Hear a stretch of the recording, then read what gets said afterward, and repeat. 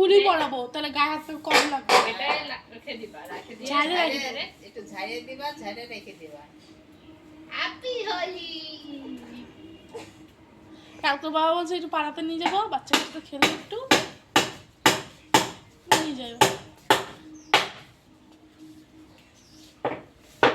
আর তোর মা কখন খেলবে? তোর মা? আমরা খেলি না। কেন?